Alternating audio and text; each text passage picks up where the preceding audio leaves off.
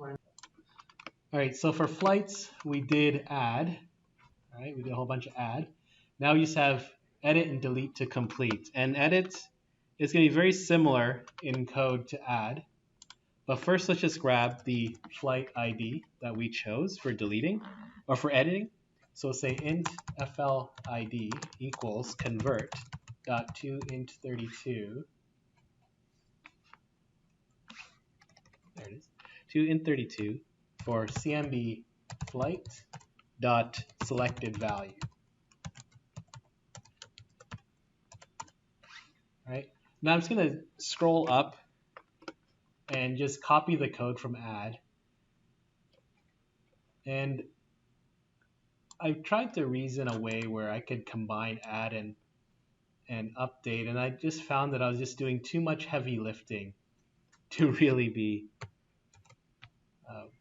worth just doing them as instead of doing them as separate methods.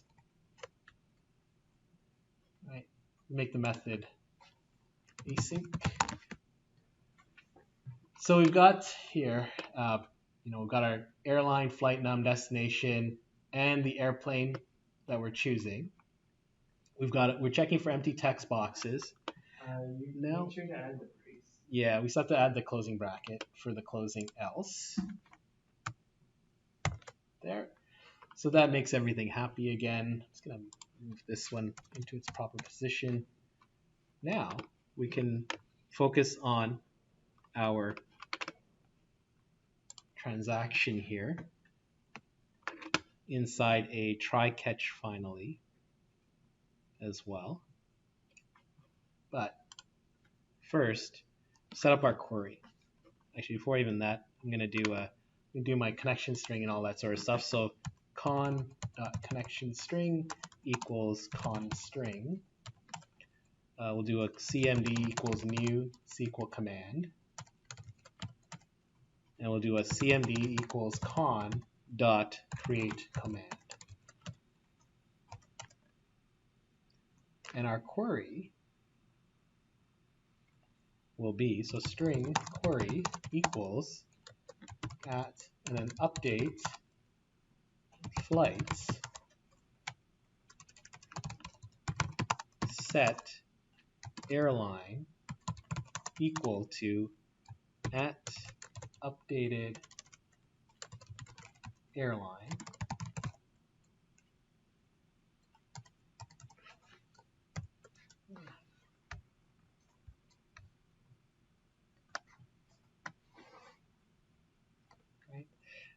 Comma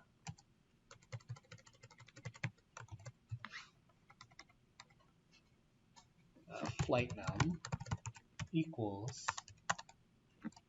at updated flight, comma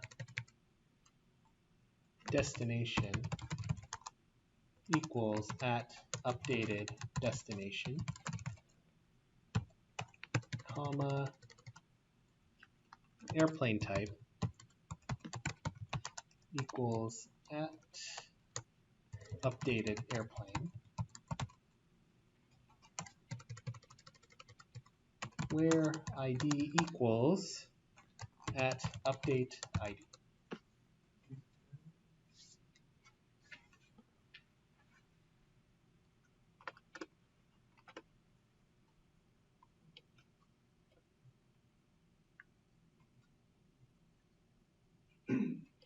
Okay, and we have that whole block of parameters. I'm not going to retype them again. I'm just going to grab them from my insert.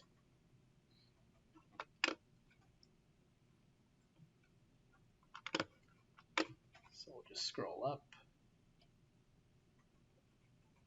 Well, we'll grab this line as well. Command text query and grab our 4 parameters right there. Just going to copy them.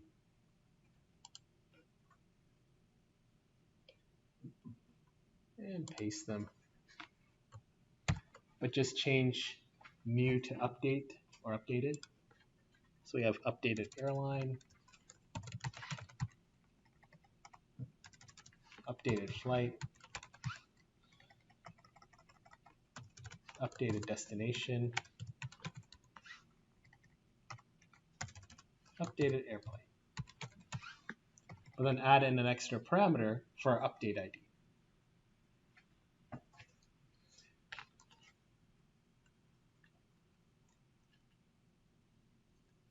So we'll say Sql parameter. I'll call it flight ID param equals new Sql parameter.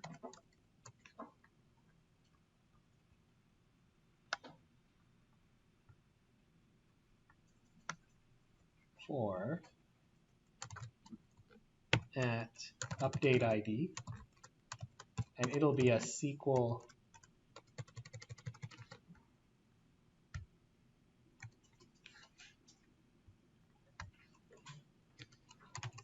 DB type dot int. We'll say flight ID param dot value is equal to FL ID. It's actually right up there at the top.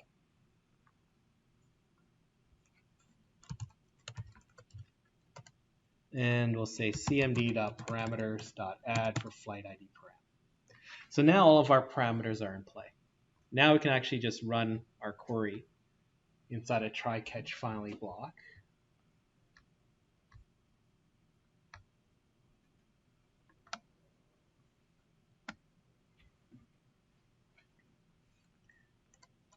So I'll do try, do my catch, exception EX. So this is another try catch? Yeah, we didn't do the try catch yet. Oh. Right? In edit. If you did, then great. Just carry on. Handle exception for EX. And then finally, we'll do a cmd.dispose, con.close, refresh data. Now I can go ahead and try the query, well, complete the try block, that is, by saying cmd.command_text equals query con.open, and we'll do an int 32 count equals convert dot to int 32 for cmd.execute non-query if count is greater than 0.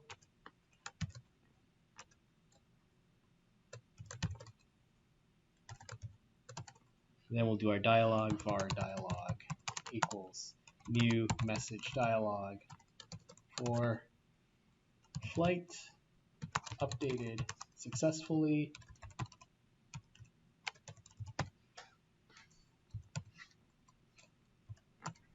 And await dialog dot show async. All right, now we have a chance to run update and verify that update works.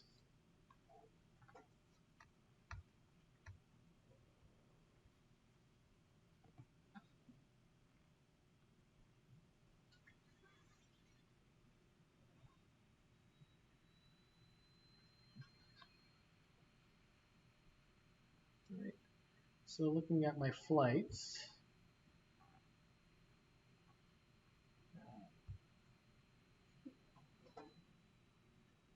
so I have here, I'm going to add I guess I'll choose this last one, Singapore Airlines. I'm just going to add a letter to it and add a number to it, add a letter to destination, change Airbus 340 to Boeing 787, hit update, updated successfully.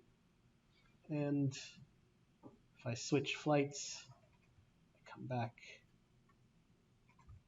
and I see my updated information.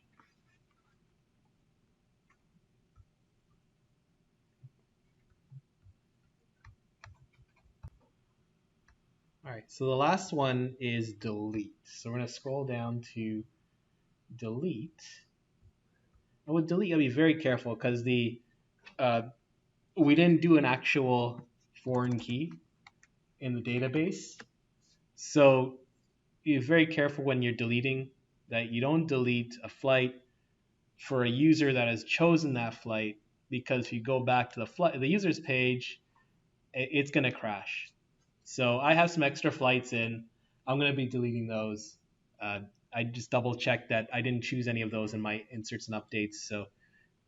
So we're fine there. All right. So for delete, we'll just say int flid equals convert dot to int32 for cmb flight dot selected value.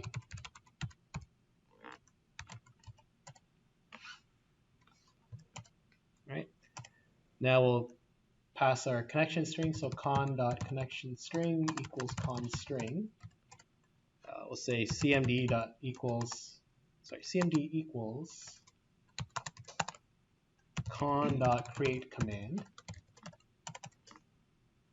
Then we'll do a try catch finally.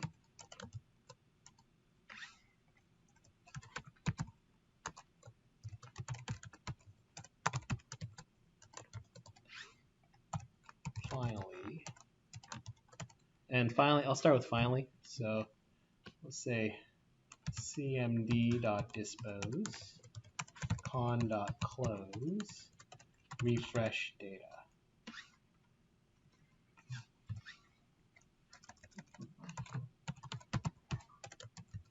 Right, so the finally is done.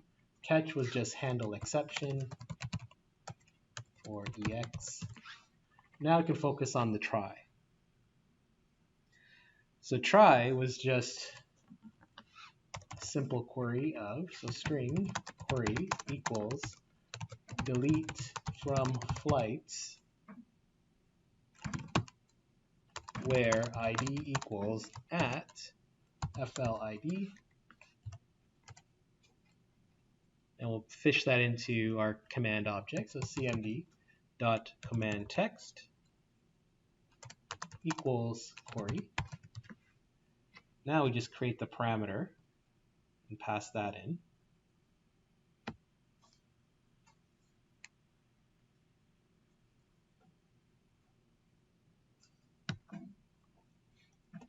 So we'll say Sql parameter flight ID param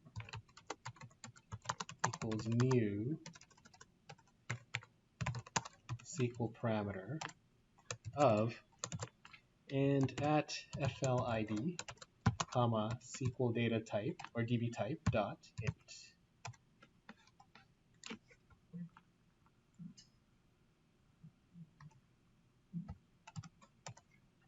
Right. Flight ID param dot value equals FLID and cmd dot parameters dot add for flight ID param. Now let's go ahead and execute this query by saying con.open cmd.execute non-query and message box. So var dialog equals new message dialog for flight deleted successfully.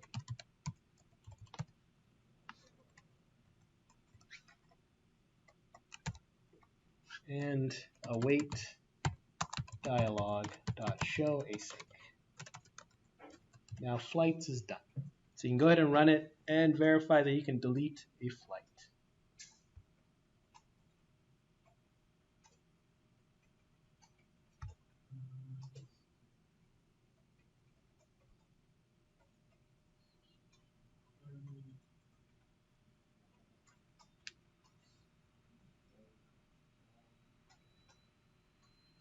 All right, so switching to flights. I'll just choose that last one, hit delete. Flight deleted successfully. You can see my last flight is Japan Airlines. And Japan Airlines is the last flight there as well. All right, so flights is complete. We got the flights page up and running, right? We're able to do an insert, update, and delete with flights. And now what we're going to do is we're going to apply the same thing to users. So we have to build out the users page first. So we'll just switch over to usersview.xaml. We already have a command bar. I'm just going to rename it to btn users add, just to be more consistent. And then users edit and users delete. Right. And we can even add a users update as well. So let's copy and paste the app bar button.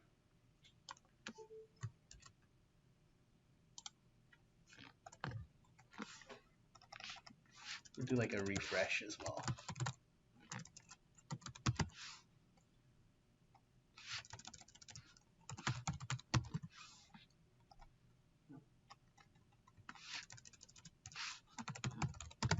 Okay, but we'll build out the page first. So we have our little text block, and then at the end of the text block, we'll add a scroll view.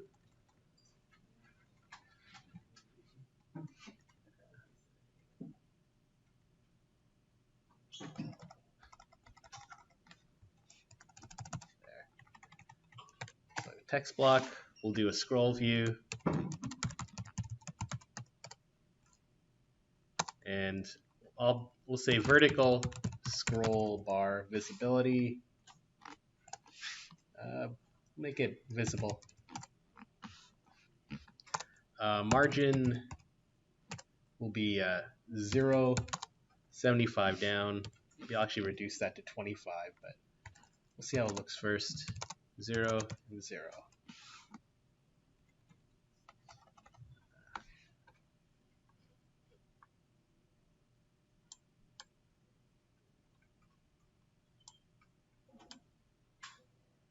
And then the closing tag, there it is.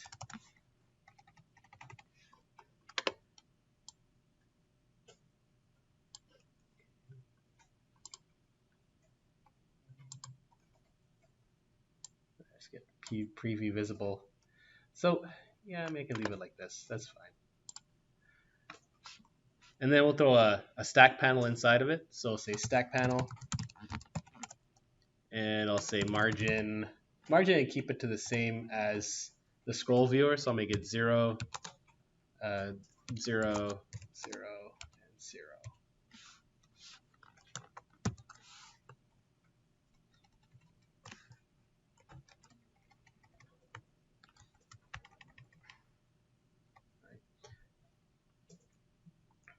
And so the stack panel will line up its stuff. Maybe I'll actually drop it a bit. So make the Y 30, 50. There, just below the users label is what I was going for.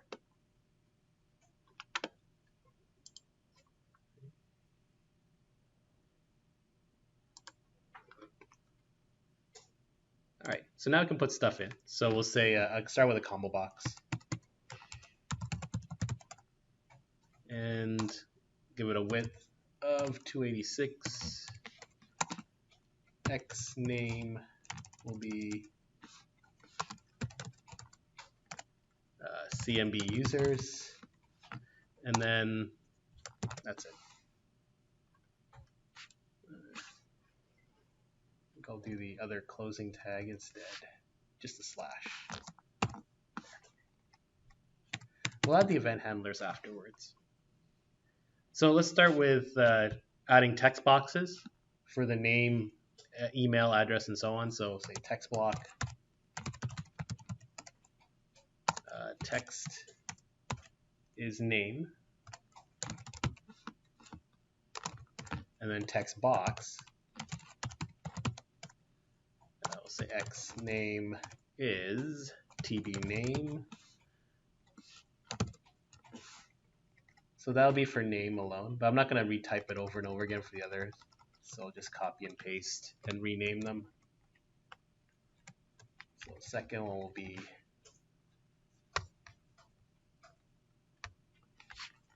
email. And this will be TV email.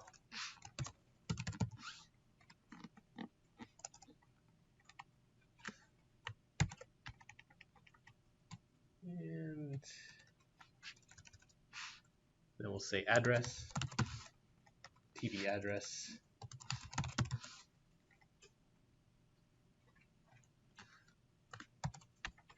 Age. And TB age.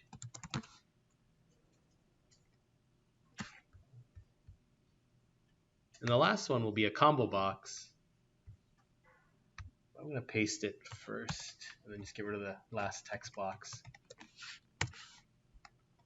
It'll be next flight.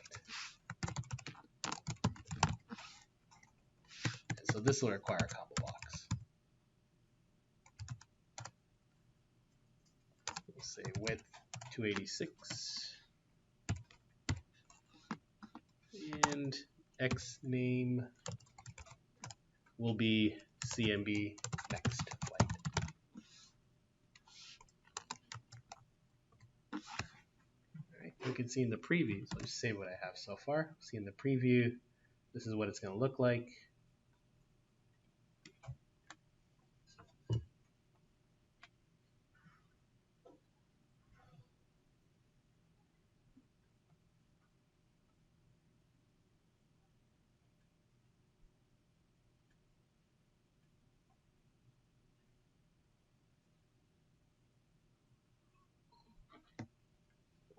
All right, next part is to add a data grid. And then we're basically done the page, or the design of the page. So to do that, we have to include the data grid. So scroll back to the top. And somewhere in the page definition, we're just going to say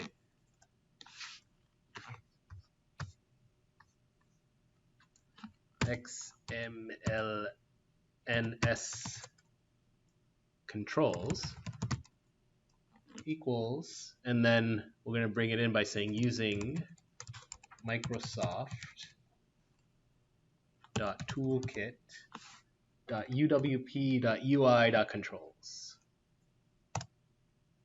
So that'll give us the ability to use the data grid.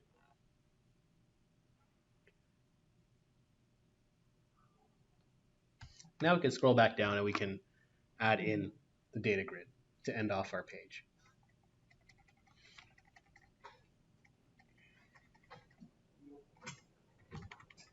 So at the end of combo box, after the combo box, we'll say controls :data grid and give it a name like X name will be like DG user view.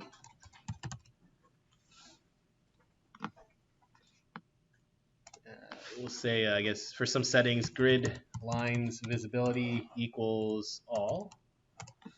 So it'll make it easier to read. Auto-generate columns is false. And that's good enough for settings. There. All right, we're basically done now. We should see a small line. Actually, well, we see the box here sort of indicating where the data grid view is going to take place. So now I can save it. I can move over to our code and write the code for this. So we'll start off in the CS file by generating the code to pull in the data and display it.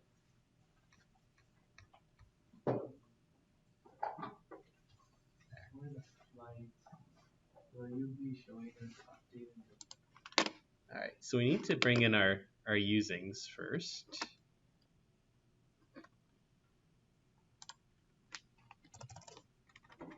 So say using system.data.sql client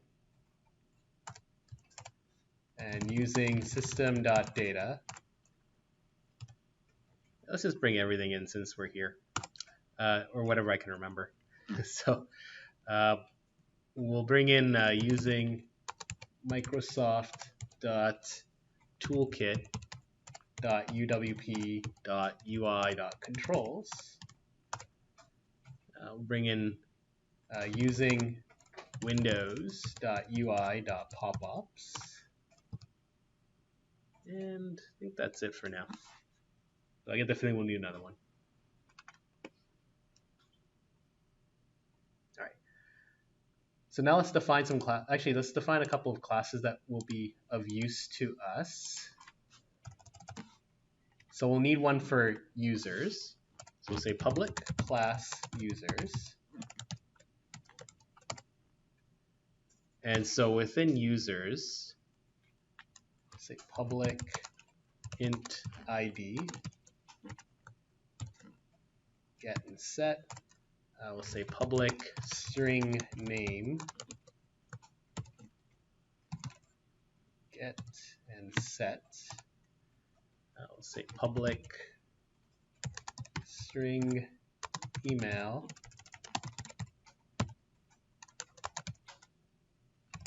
get and set, and then public string address, get and set.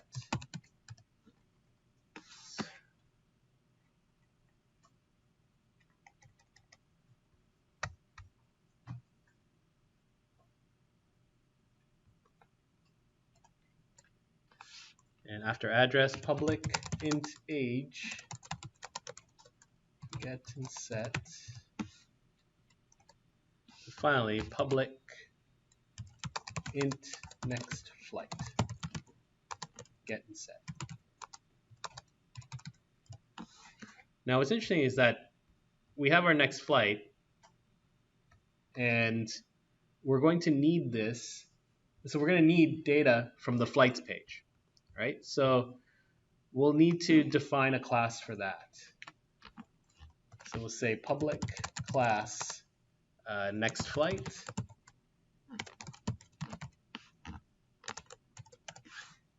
And we'll say public int ID, get and set. And public string destination, get and set. That's all we need. We don't need the entire flights table. We just need two fields out of it that we're going to use for the combo box. All right. So now we can start coding up this application. So now back inside our users view page, we'll define some class variables that we're going to use. So we'll say private SQL connection. It's going to call it con equals new SQL connection. And then we'll define our connection string. So again, the connection string is unique to you. So you can just copy and paste the connection string from the flights page, and that'll be perfectly fine. In fact, I'm going to do the same thing.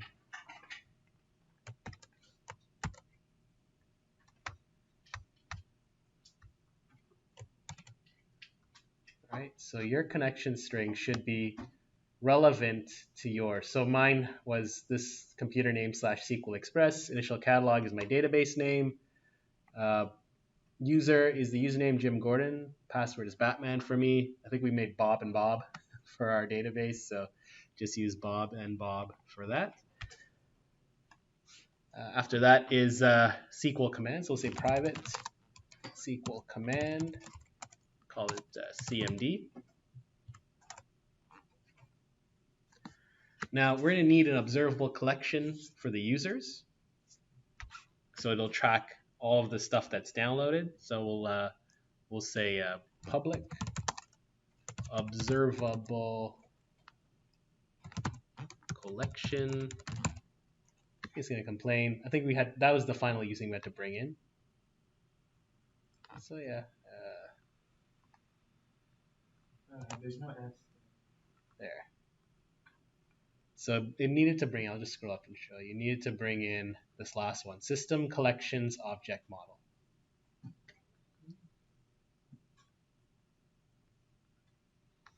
All right. So now, going back to that. So public observable collection of users collection equals new observable collection users.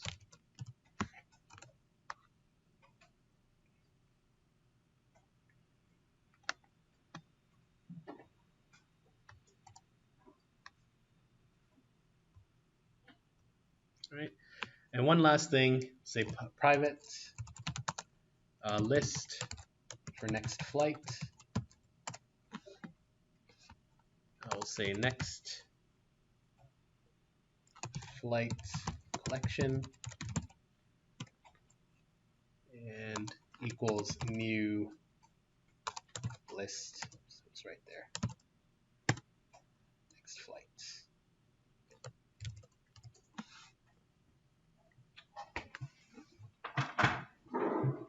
All right, so those are all the class variables that we need.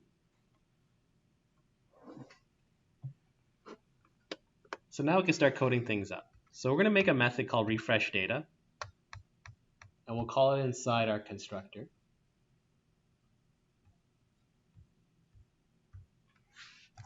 So let's say private void refresh data,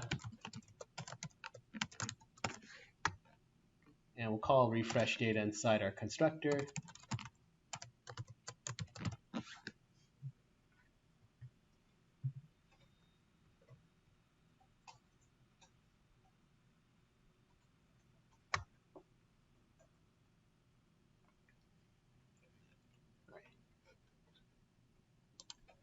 So let's pass our connection string into our connection object. So con.connectionString equals conString. And we'll say cmd equals con.createCommand, create the command. And then the rest goes inside a try catch finally statement. So I'll just write out the try catch exception ex, and we'll put the finally block in.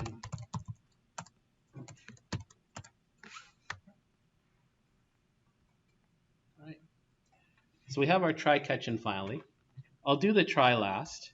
Let's just do catch and finally first and get those out of the way.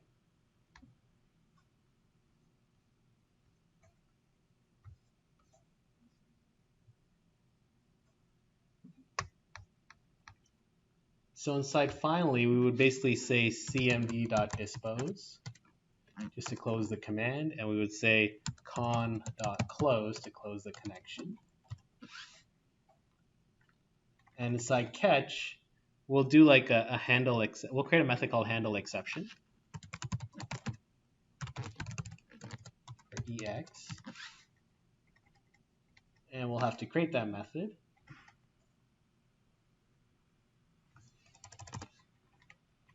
We'll say like private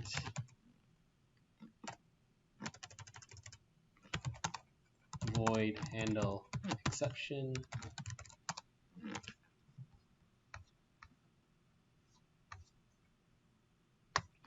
passing in exception x.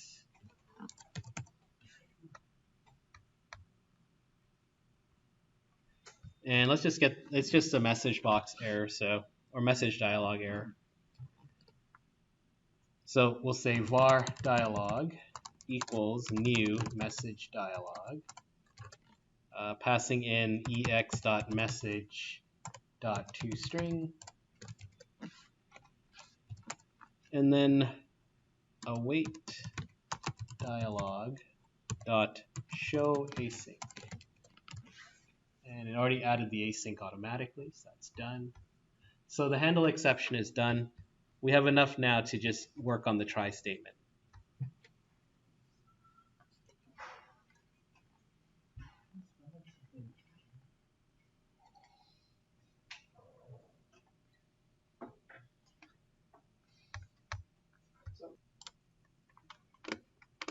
Okay, so we jump back to the try, and in the try,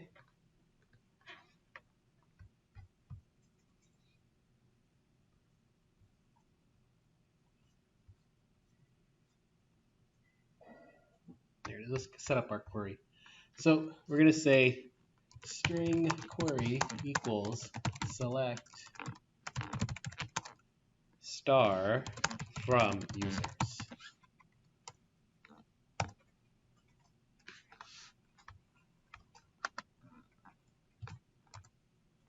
Right? And then fish that into our CMD object. So there's cmd.command text is query. Now let's empty out, I mean, in a first time run, this won't be important, but in subsequent runs of refresh data, it'll just keep appending columns. So we want to clear the entire grid view by saying dg user view dot columns dot clear. Just so it's not appending columns over and over and over again and having duplicate columns over and over again. Now let's open the connection. So we'll say await con.open async. Right? So connection is open. Now I want to actually execute the command.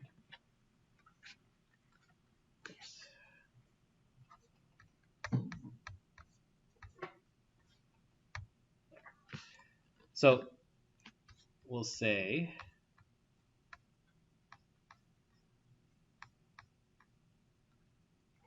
SQL data reader. Call it reader equals cmd.execute reader.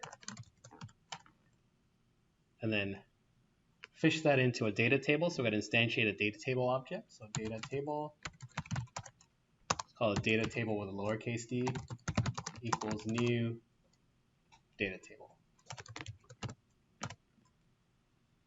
And then pass that data. So data table with lowercase d dot load reader.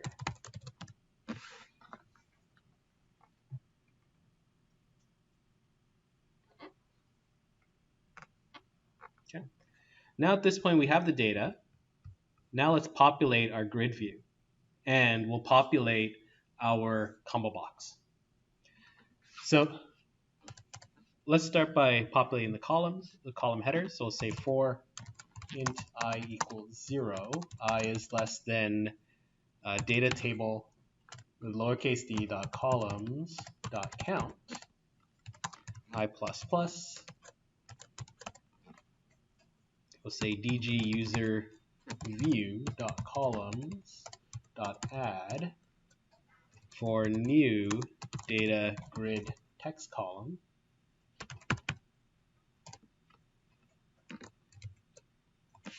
Open up some curlies and put a semicolon there. And now we can populate what's in between there. So we'll say header equals data table dot columns of I dot column name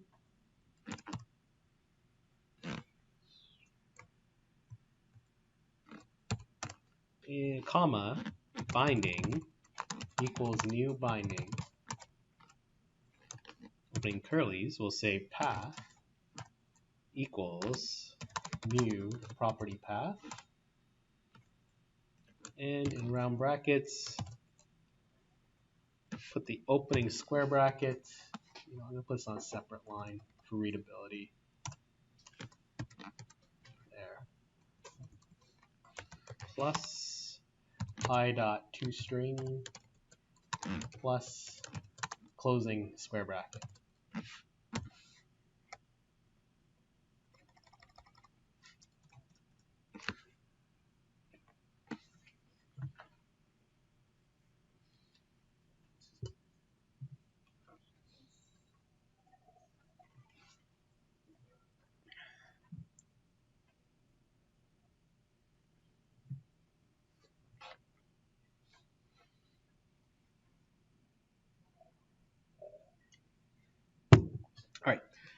So now we're going to define a second observable object.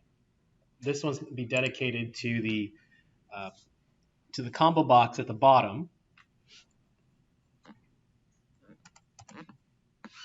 So we'll say var data collection equals new observable collection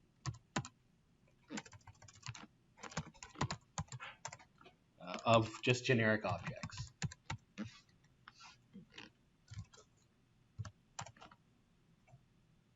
And we're going to clear the other collection.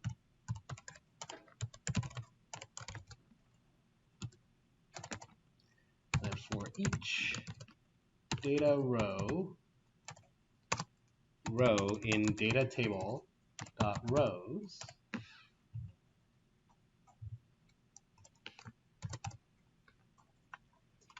we're going to instantiate a new user object. So users, u equals new users.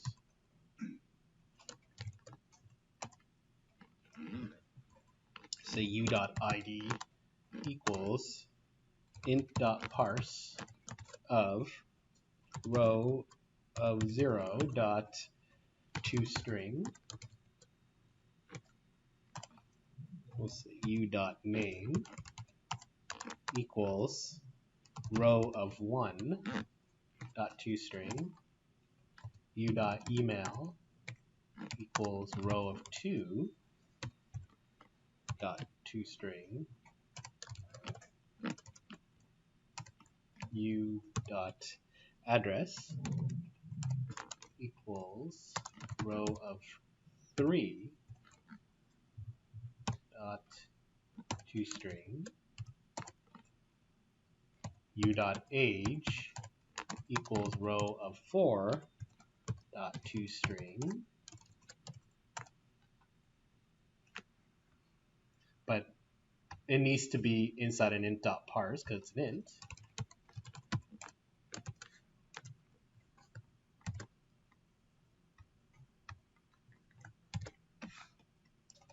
Right? And u.flight, same idea as well, it's an int. Or u.nextFlight equals int.parse row of 5 toString. Wow, this thing's getting smarter and smarter.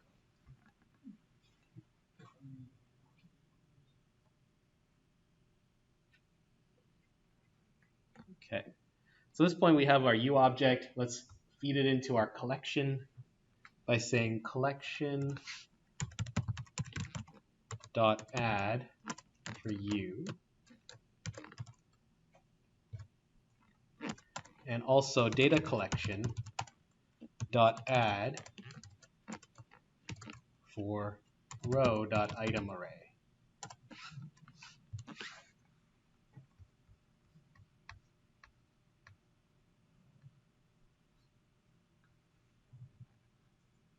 Okay. Now outside of that loop, just a few more lines, and then we can run this and see where we stand. So we'll say dg user view dot item source is equal to data collection. And now so the data grid view is done. Now it's the combo box.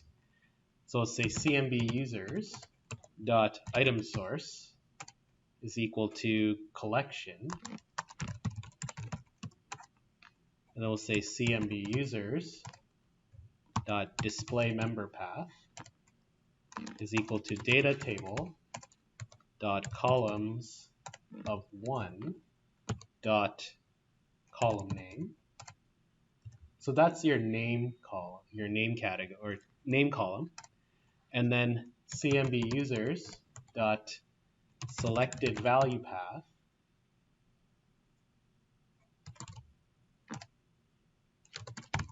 equals data table dot columns of 0 dot column name, and that's your ID. And you have enough to run, so you can give it a run and see if everything looks okay.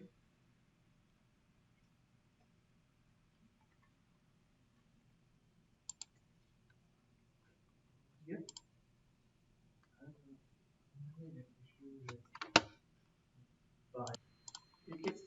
That's why the two. Yeah. So gets this list is good. We haven't done anything with this yet though. We still have yet to do next flight. That's the next step.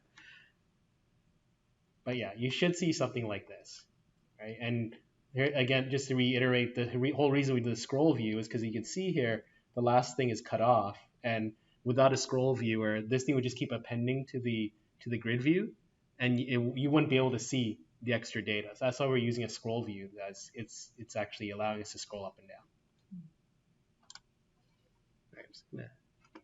So now that the grid view is working and the first combo box working, we still have that second combo box to work with. I'm actually going to create a separate refresh method, another refresh data method, just to keep the flights separate, because we have to actually we have to pull from the flights table as well. So we'll say private void, call it refresh flights.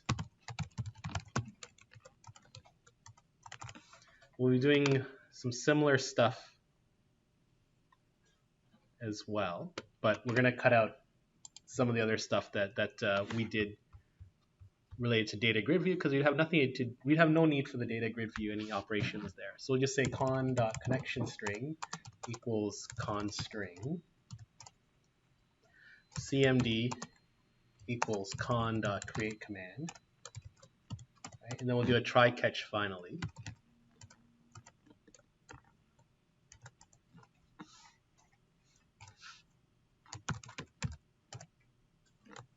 Exception ex, and we can actually call our handle exception here, passing in ex to get that out of the way. And then finally, you can see above there, same finally statement. I'll say cmd.dispose con.close. All right. So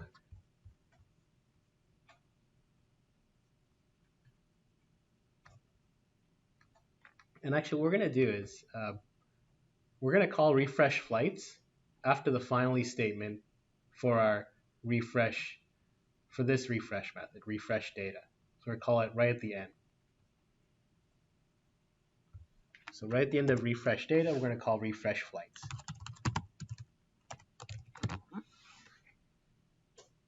So then this always gets called. Now we can fill in the blanks for refresh flights. So for our query, we'll say string query equals select. We're not going to do select star because we only need two columns. We only need ID and destination from flights. We'll pass that in, cmd.command-text equals query.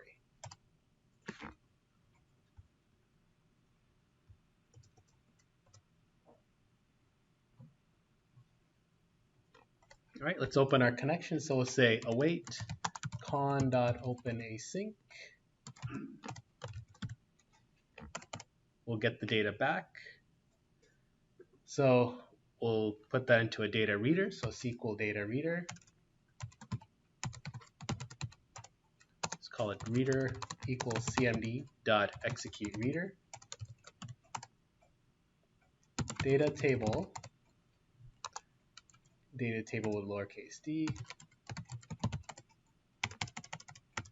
equals new data table,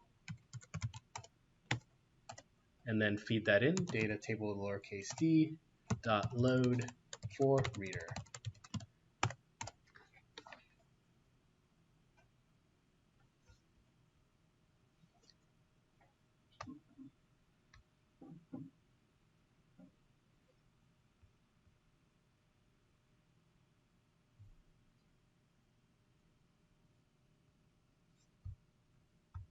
All right, so let's clear the collection that has the next flights.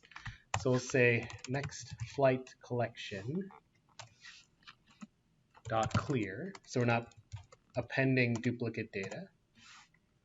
And we're just going to loop through. So we'll say for each data row in data table dot rows. Now we'll instantiate a new next flight object. So next flight, not that one. There we go. Next flight n equals new next flight. We'll say n.id equals int.parse row of 0 dot toString. I'll say n.destination equals row of 1 dot toString. And then next flight collection dot add for n.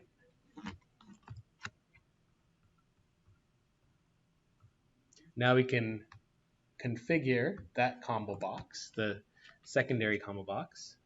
So we'll say cmb next flight item source equals next flight collection. We'll say cmb next flight dot display member path equals data table dot columns of 1 dot column name, and cmb next flight dot selected value path equals data table dot columns of 0 dot column name.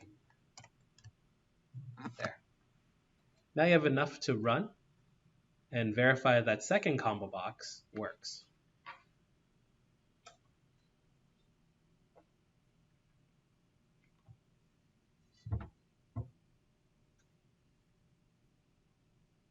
Yep.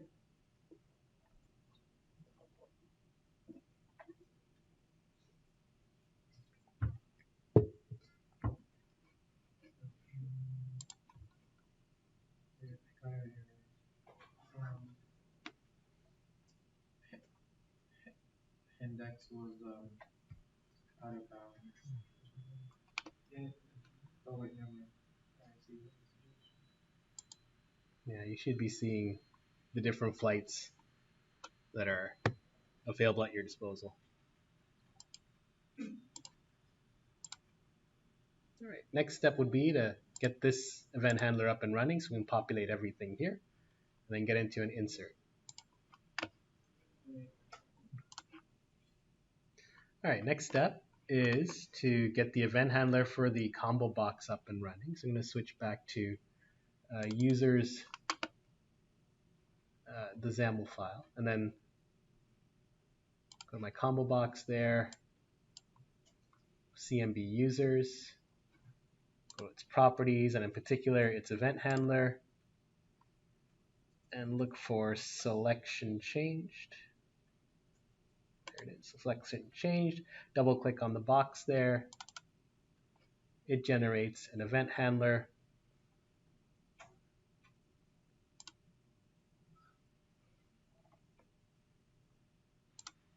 All right, so for this, we are going to parse through our collection.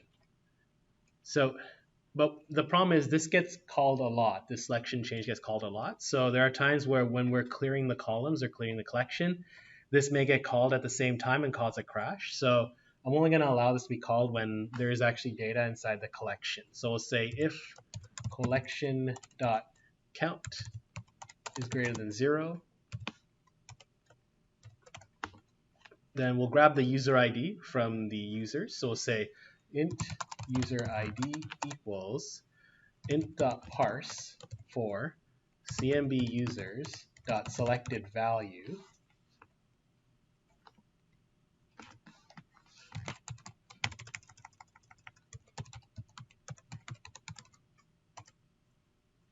dot toString.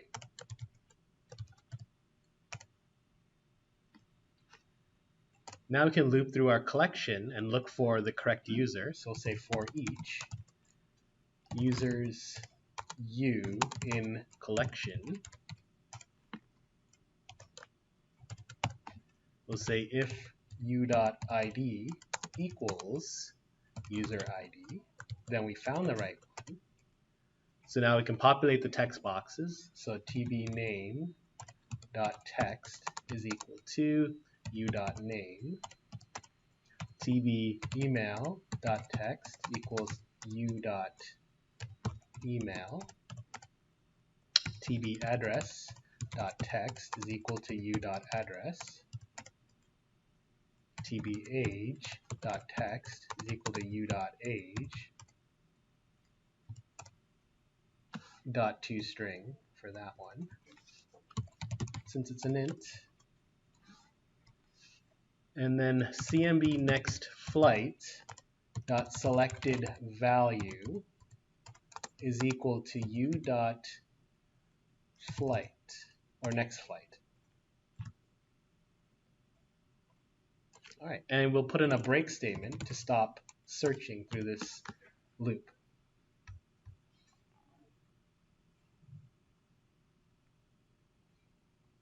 And now you have enough to run. You can run it, and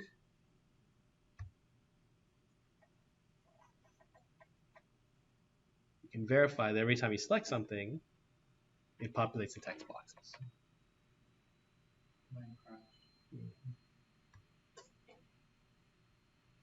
Yeah, how come you don't put it so like every time you make a change it saves?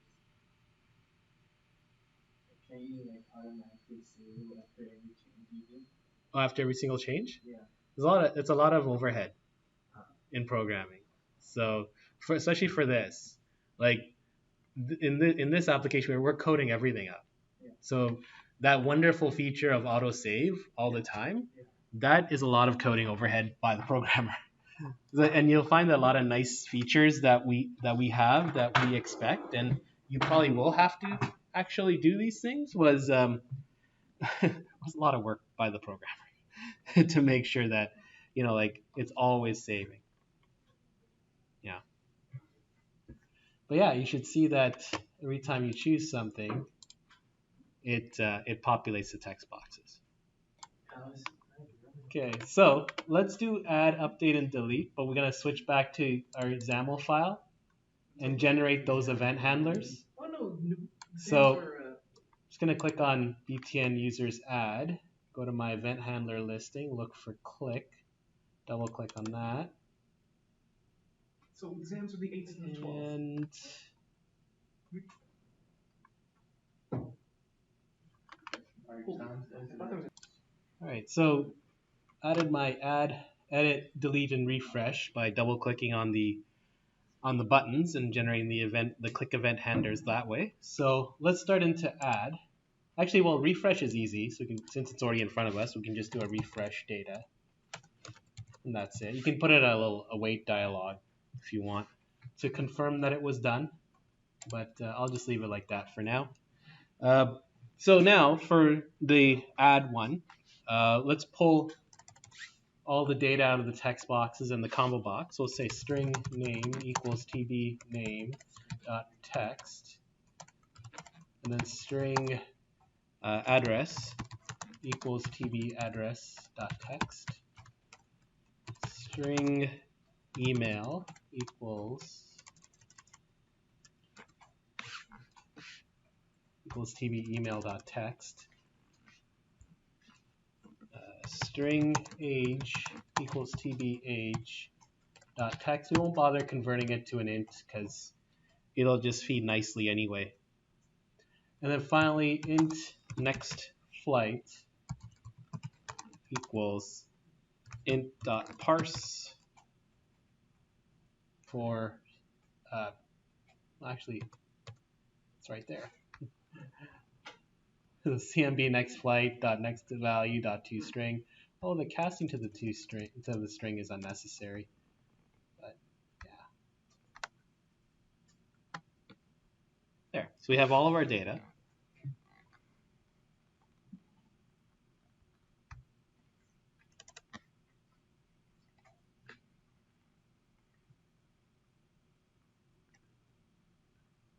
So let's just double check that there's no empty text boxes by saying if name equals empty string or address equals empty string or email equals empty string or age equals empty string. Then we can do a little message dialog by saying var dialog equals new message dialog.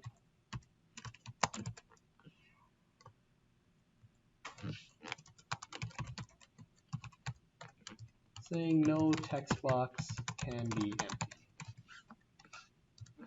And then we'll do an await dialog dot show async.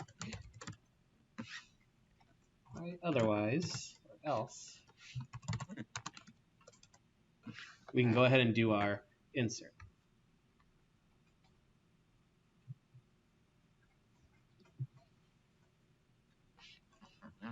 So inside the else, we'll set up our query by saying string query equals, and then @ symbol for our string, insert into users values, and then we're going to use placeholders to represent all of our arguments. So open a round bracket, and we'll say @new name,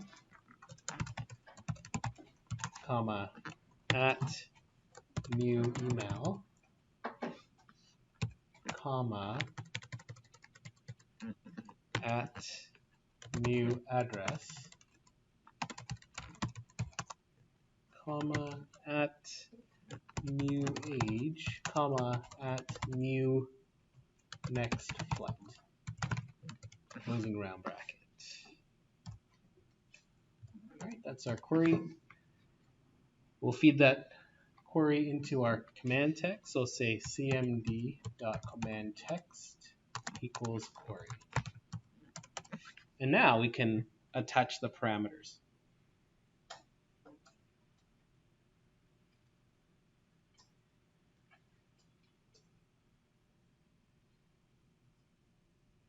So now we're going to use SQL parameters. We'll say SQL parameter name param equals new SQL parameter for @new name and its type, so SQL DB type dot varchar. And I'll use separate lines.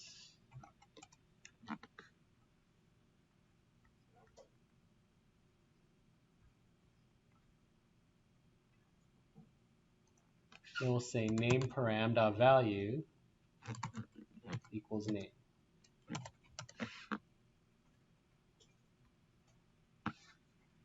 And well, it says right there, cmd.parameters.add for name param. I'm not going to type the entire thing over and over. It's the same block of code for the other parameters. I'm just going to copy paste.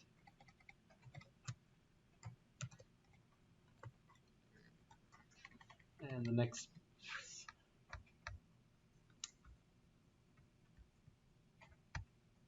So next parameter will be email param.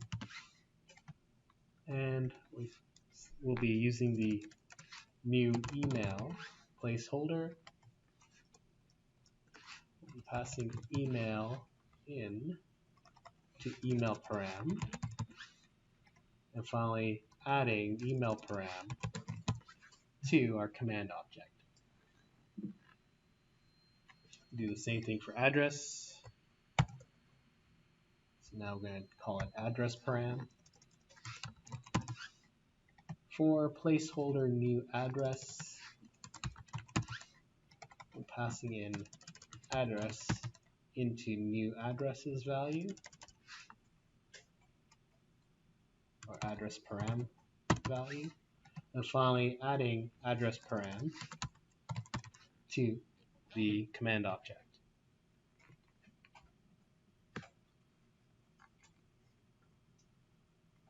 Next is new age.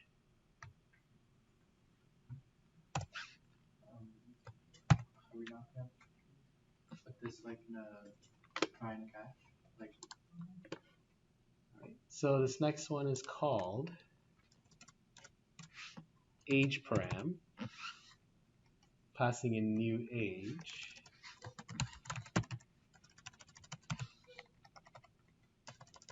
Pass age is value into age param dot value, and finally adding age param to our command object.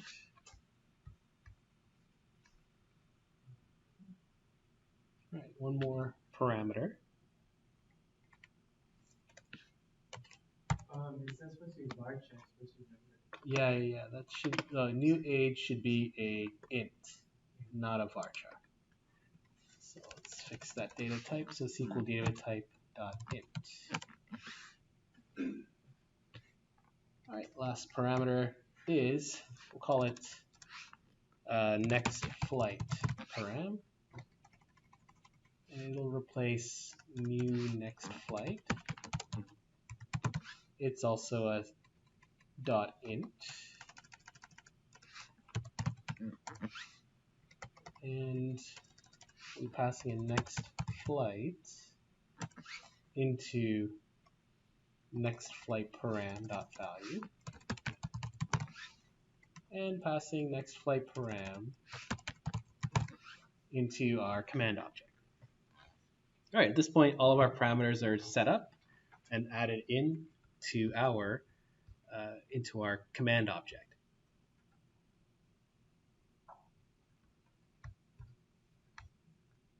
Okay, so we should have put this all into a try-catch finally. So I'm gonna start the try-catch finally. So I'll start the try-catch. I can start right at the top of string. So put try here, and close off the try at the end of my parameters. But we still have more code to add to the try block. We're not done yet. Put our catch here, exception ex, and it's just going to call handle exception. Right? And then finally,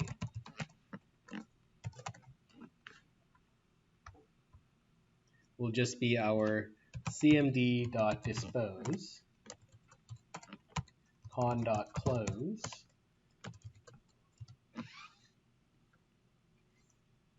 and refresh data.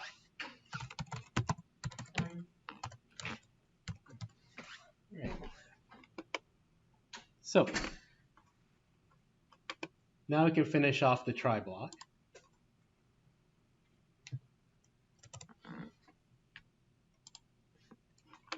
And the try block is just a few lines of code. So we'll just open our connection. So con.open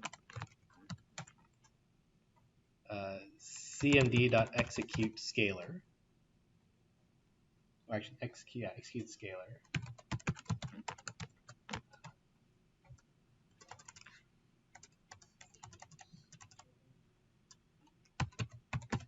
Actually, we'll do execute non-query. Yeah, both actually work. Interesting enough, both actually work. And then we'll just do a message dialog. So var dialog equals new message dialog. We'll say new user added successfully.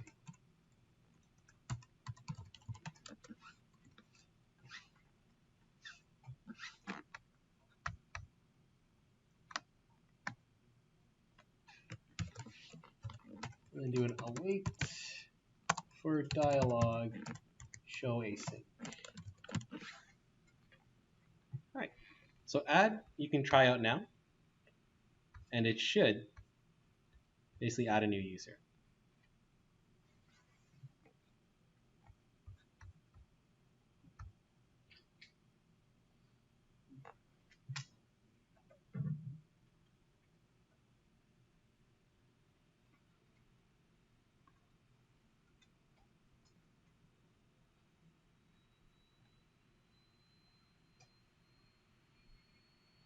Right, and we're seeing all of our user stuff. You can see that we can still add stuff just to be on the safe side. So now my new user, what do I have here so far? Let's put Yoda in. Say YodaJedi.com. We'll say he lives on 433 Jedi Way.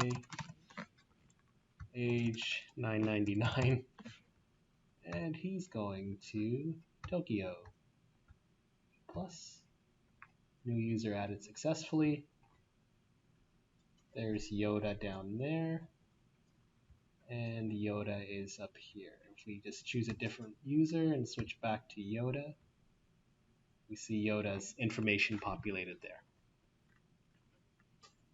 Next step is update. All right, so let's go through it again with edit. So I'm going to scroll down to the edit method. It's very similar to add, or to adding the user, except this time we're playing with a selected value from the combo.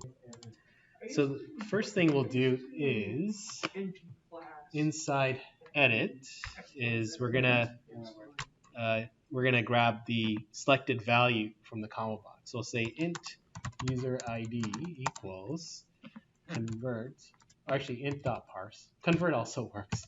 So int.parse for CMB users dot selected value dot toString.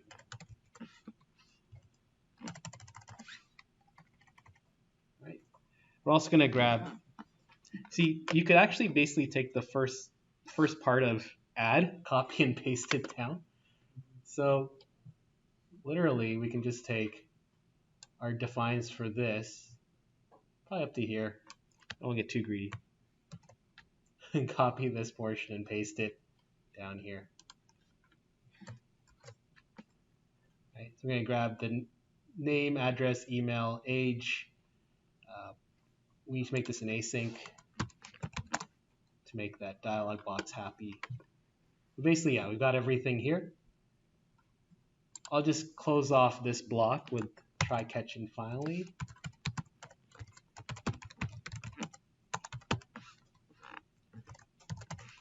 Handle exception for EX. And then finally, so cmd.dispose, con.close, and refresh data. All right, now we can actually focus on our try block.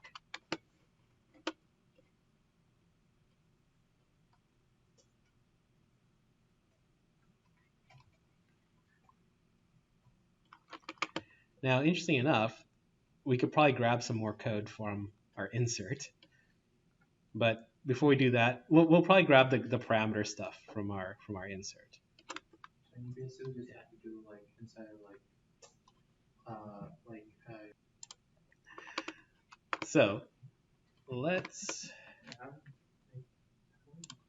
start by defining our connection. So con.connectionString equals constring, and then cmd equals new SQL command,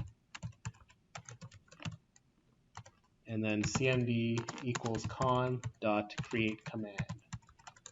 The reason we're doing these two lines in particular over and over again, well, these three lines over and over again, is because even though we do them inside add and delete and refresh data and stuff, they're already populated with data from those other transactions, and we don't want to muddy them when we're doing this, for example, this update with data from the insert or data from the refresh, and then get incorrect data being passed in. So we're just starting fresh every time by calling these three lines of code over and over again.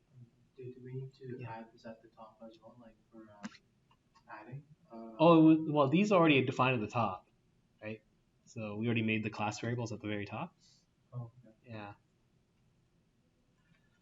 So now let's create our query. So string query equals, and then at update users set name equal at updated name, comma, email equal at updated email.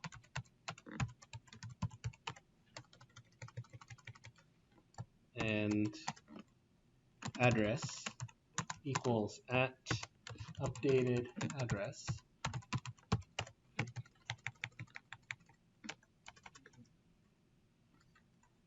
Age equals at updated age. Flight equals at updated flight.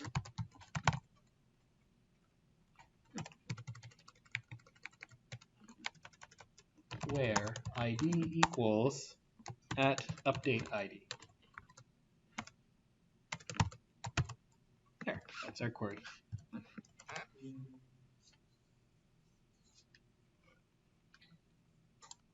All right, so I'm just gonna grab my parameters from the add method.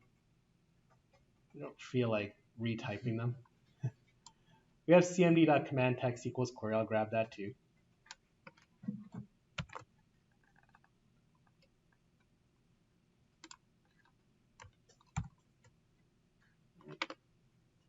Oops, it didn't copy properly. There we go. There. All right, copy this.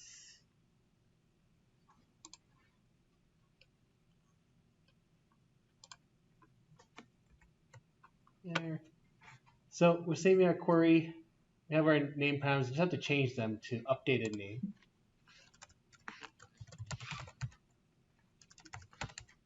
Right. Updated email.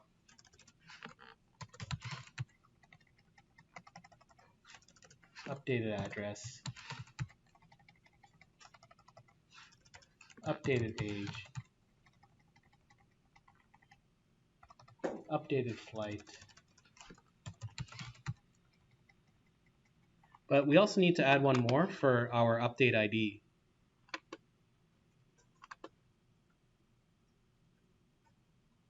Right, so we could define a Sql parameter. So we call it user ID param equals new Sql parameter at update ID. And its type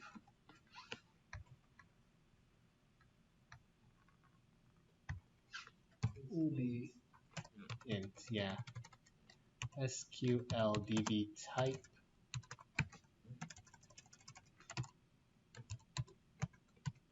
dot,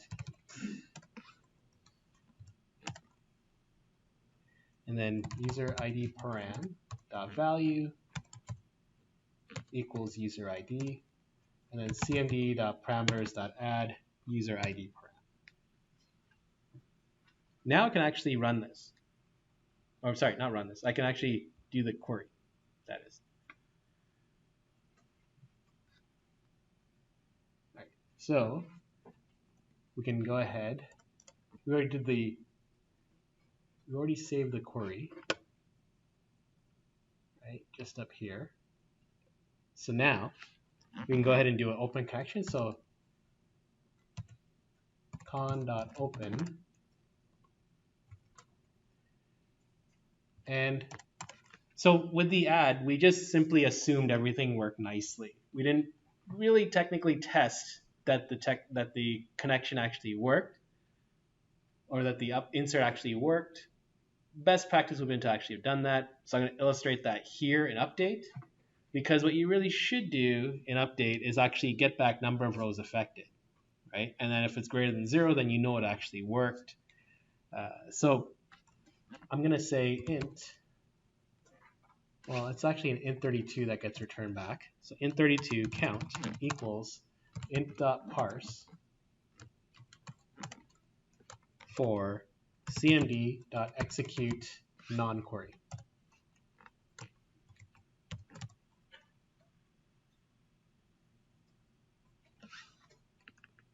So actually, I think it wants an int32. It's not happy with the int. So I have to use something slightly different. I'm actually using convert.int .toInt32 cmd.execute non-query. Now that's a bit more better. Right? If count is greater than 0,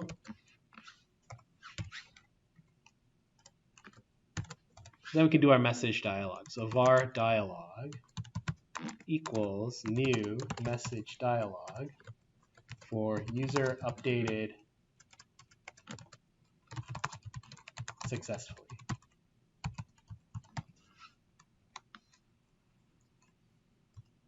And await dialog dot show async.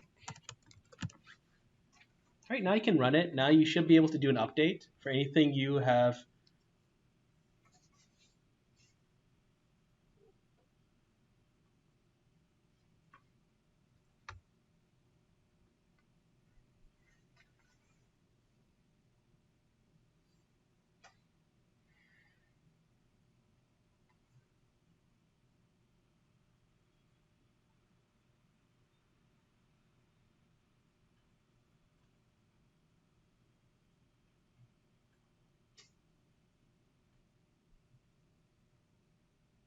Once declares Sql.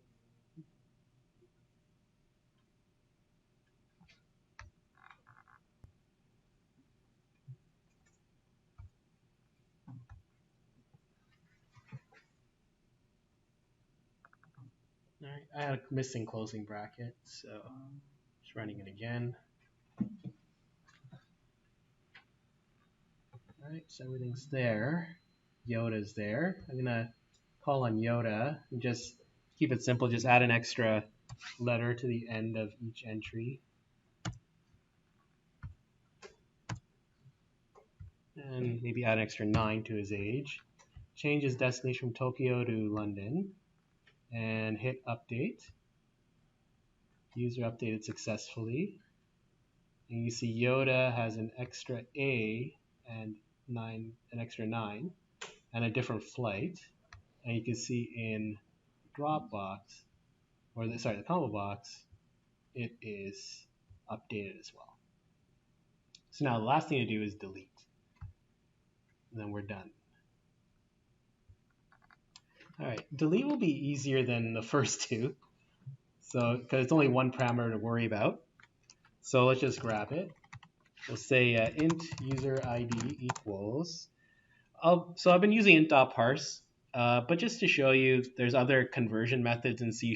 We'll do a different one like convert.toInt32 for CMB users dot selected value. And it won't ask you to do a toString for this. Whereas int.parse kind of forced you to do a toString. So you find there's little nuances between the different methods, and they're all available at your disposal. So you can choose whichever one you feel comfortable with. Actually, flip between them. Let's set our connection string. So con.connection string is equal to constring. And then cmd equals con.create command. Now we'll do our try catch finally. So try. I'll finish the catch and finally.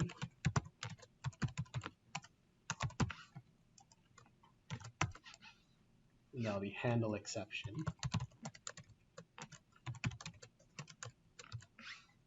And finally,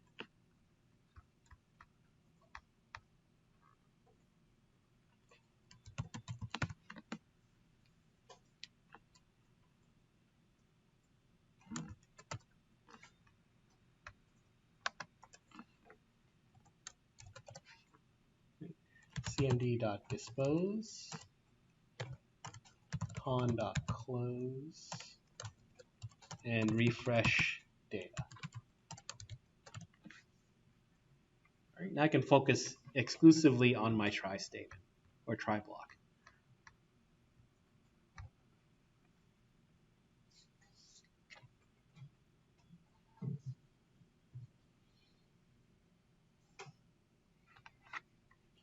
All right, so we'll say string query equals and then @ symbol delete from users where ID equals, and then at user ID. Right? We'll say cmd.command text equals query. And then we'll define a user param. So for this ID, so say SQL param, user ID param equals new SQL param. And its argument will be at user ID, and it will be a SQLDB type.int. Right, user ID param dot value equals user ID and cmd dot parameters dot add for user ID.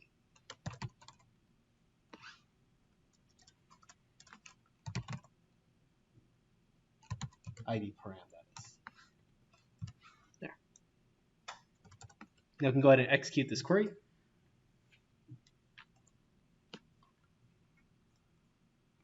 So we'll say con.open. We'll say cmd.execute non-query. I won't go through the whole counting thing again. I show that to you in the update. You'd want to try that for all transactions. We'll just do a quick dialog saying var dialog equals new message dialog, user deleted successfully.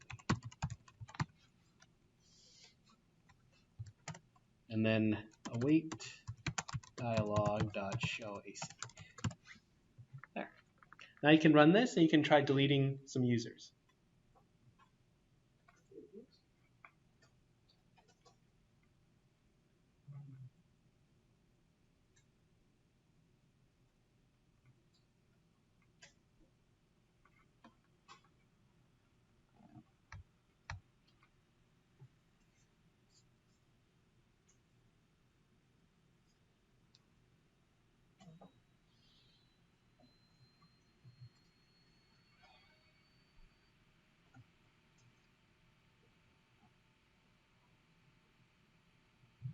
Right, so I'm going to choose Yoda and delete Yoda.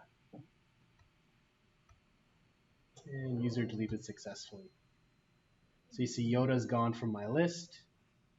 Yoda does not appear here. All right, so we're able to do an insert, update, delete from our users page.